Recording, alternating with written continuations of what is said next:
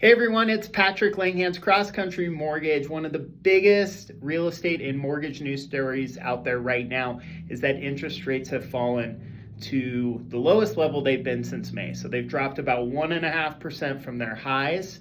But what does that mean to you as a buyer? Well, here's what it means. You can do one of two things that'll benefit you.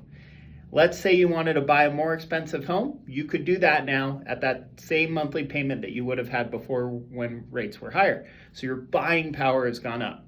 On the flip side, if you are happy with what you were approved for, you could keep that price point and actually drop your monthly payments, meaning buying the same house is a lot more affordable now.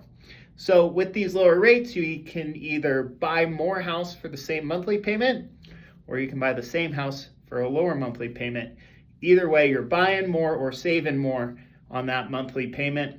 So buying power's gone up a bit. Let me give you some numbers. If previously when rates were at their highest, you qualified for $1 million home, you would now qualify for a $1.2 million home. If you qualified for a $1.5 million home, you would now qualify for a $1.75 million home. So you're talking 15 to 20% increase in buying power. So pretty significant there. Now, if you were happy with the price that you qualified for and you want to keep that price the same and just want to see what your new monthly payment would be at these lower rates, we're talking a ton of savings.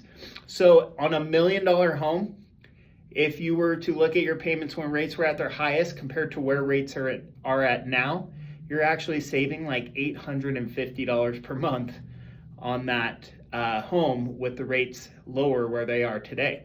On a $1.5 million home, you'd be saving about $1,300 per month now that the rates are lower. So tons of advantages with these rates going low. Here's the key though.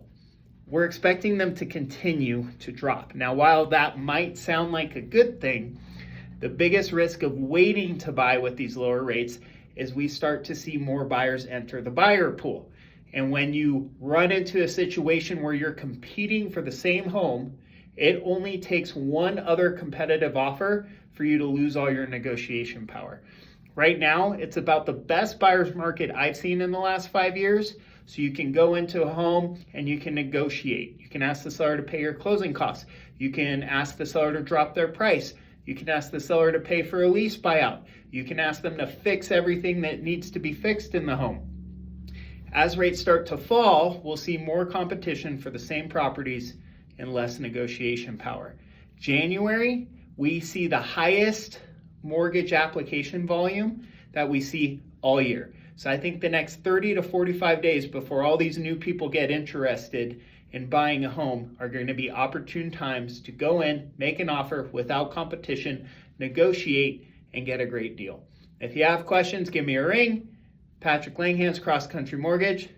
My phone number is 303-956-9764. That's 303-956-9764. Thanks.